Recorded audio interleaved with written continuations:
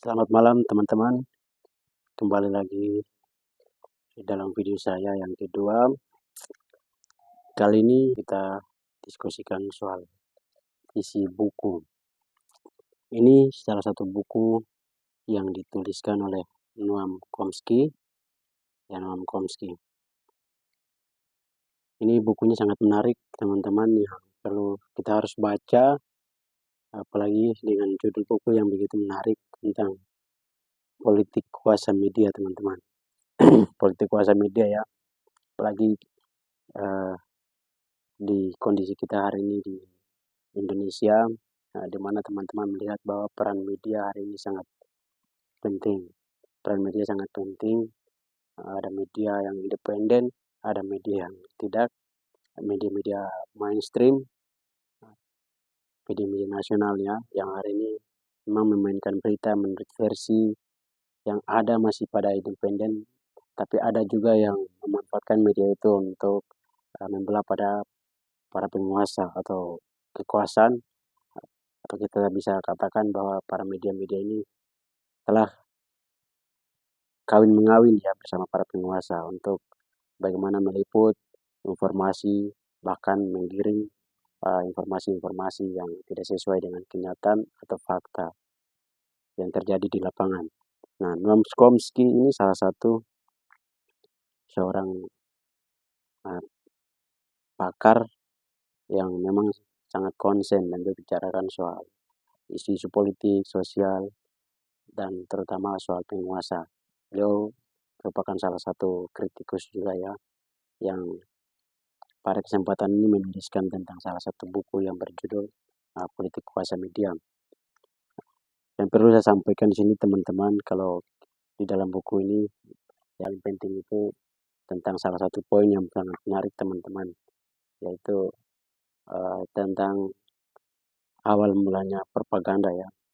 Yang propaganda ini bagi teman-teman semua, saya pikir teman-teman semua sudah tahu, lebih pada teman-teman mahasiswa dan juga teman-teman gerakan ya, yang terutama menggunakan media untuk sebagai alat propaganda dalam gerakan teman-teman, melakukan aksi, protes, atau mengangkat isu-isu untuk kampanyekan di media massa untuk menjadi bahan narasi untuk seluruh massa ya. Jadi kita melihat di dalam Noam Chomsky menuliskan tentang propaganda ini mulai muncul pada tahun 1916 ya, 1916. Itu pada peristiwa pemilihan pemimpin yang waktu itu salah satu presiden dari Amerika Serikat, siapa namanya, Woodrow Wilson, yang waktu itu maju sebagai presiden dengan membuat salah satu platform yang mengkampanyekan tentang perdamaian tanpa penaklukan. Jadi teman-teman, pada masa itu kita bisa bayangkan bahwa di tahun 1916 itu berada pada kondisi di mana Perang Dunia ke-1.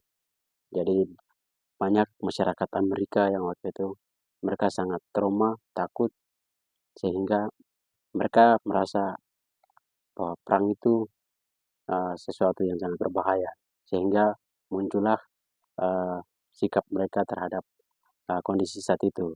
Jadi masyarakat Amerika saat itu memang sangat anti perang.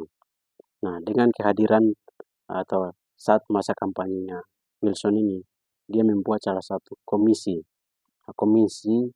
yang di dalamnya terdapat intelektual-intelektual yang dikhususkan untuk memainkan propaganda ini, propaganda media, mengangkat kondisi Amerika saat itu, mengkampanyekan soal konflik antara Jerman, hal-hal yang berbau Jerman, sehingga berusaha untuk memprovokasi atau menanamkan narasi yang memprovokasi masyarakat Amerika. Jadi di dalam komisi yang tadi didirikan itu, mereka bekerja dalam waktu 6 bulan. 6 bulan. Nah, teman-teman bayangkan, mereka bekerja dalam waktu 6 bulan. Masyarakat yang saat itu anti perang. Akhirnya komisi ini berhasil untuk membangun pikiran, membangun narasi pikiran masyarakat yang saat itu anti perang menjadi haus perang, teman-teman.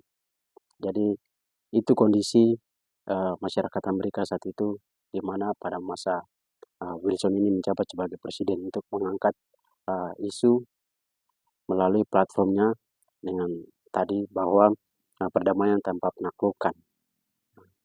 Jadi itu teman-teman pentingnya propaganda.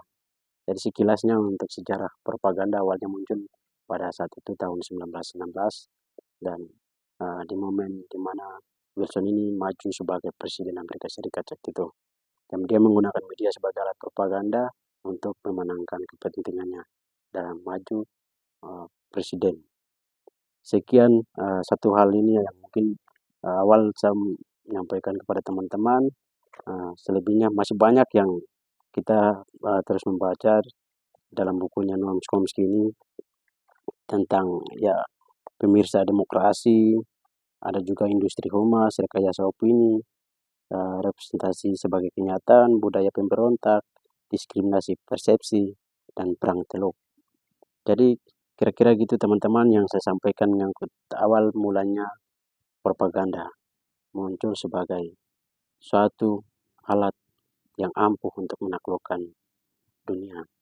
Terima kasih teman-teman, selamat malam. Kita akan bertemu di video berikutnya. Hormat.